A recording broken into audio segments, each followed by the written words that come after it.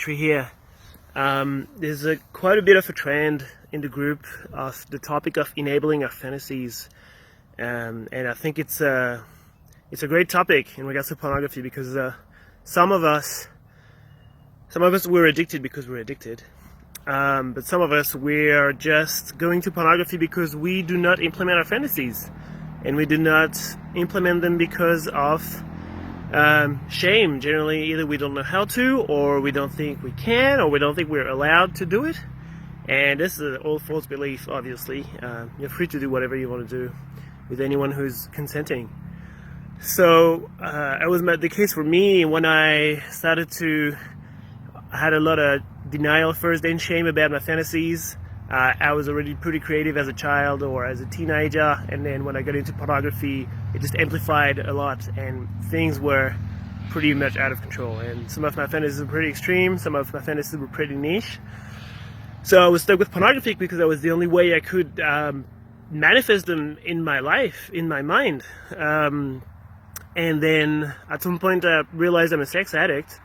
What can I do? There must be other people who do these kind of things. I'm not the only one person in the world who's liking this. There's so many videos about pornography, about this fantasies or these fantasies, that other people must be doing that and they'd be liking it like I do. So I decided to look into where I could meet those people, and for me, it was first about creating an account on FetLife. So if you don't know FetLife, it's like the Facebook of the fetish community. And it's definitely a great avenue just to be more open about these topics, just to be immersed in a culture where sex and sexual creativity is not frowned upon nor condemned, but is encouraged and encouraged. So definitely, if it's something you're curious about, you can go on FetLife. There's a lot of BDSM, a bit of kink. Yeah, take a look, see if you like it or not. I don't work for them. I don't know who they are, apart from the fact that I had an account. But it was definitely interesting to be in a sex-positive culture rather than me and my own guilt, which was the sex-negative culture that I had in my brain.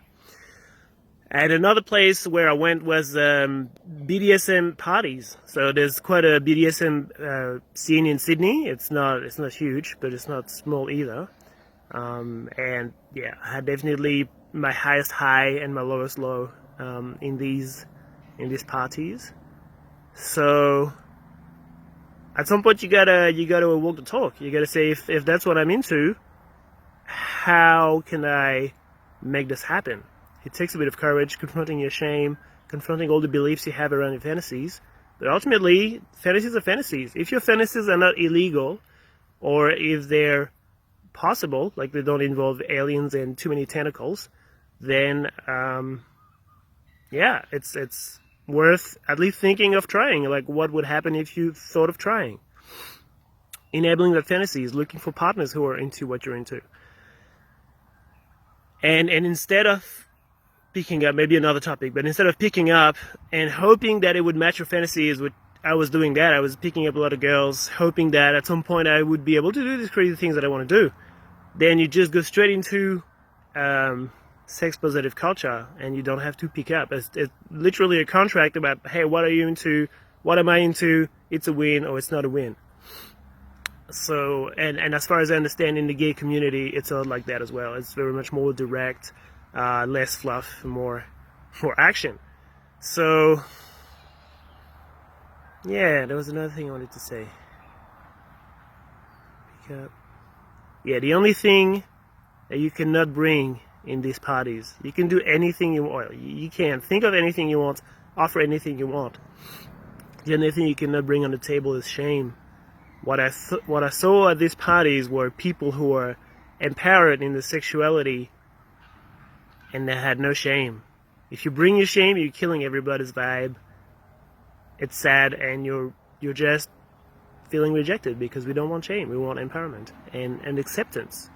And acceptance of other people's fantasies. Even though we don't share them, we're happy for them that they can fulfill them in a healthy way.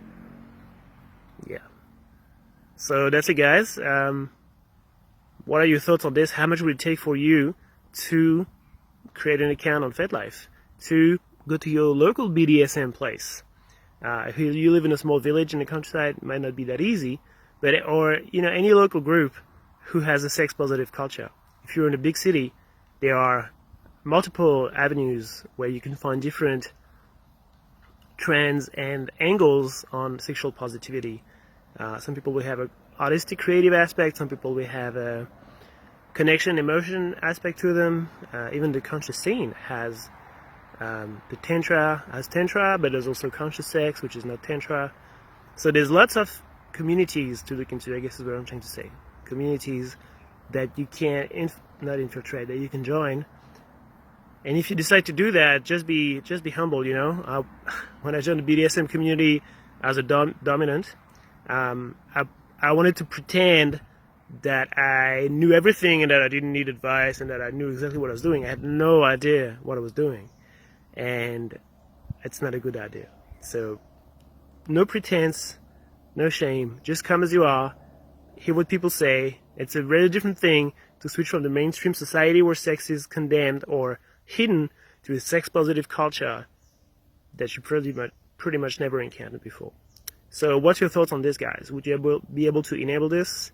What's the feeling that comes out inside you when you think of implementing that? Or maybe you have a fantasy that cannot be implemented, that needs to remain pornographic, or that needs to remain in your minds. Maybe some of you will not want to enable their fantasies because it must remain a fantasy to soothe your wound or your thoughts or your mind or your emotions. Let us know how you feel, guys. This is a cool topic.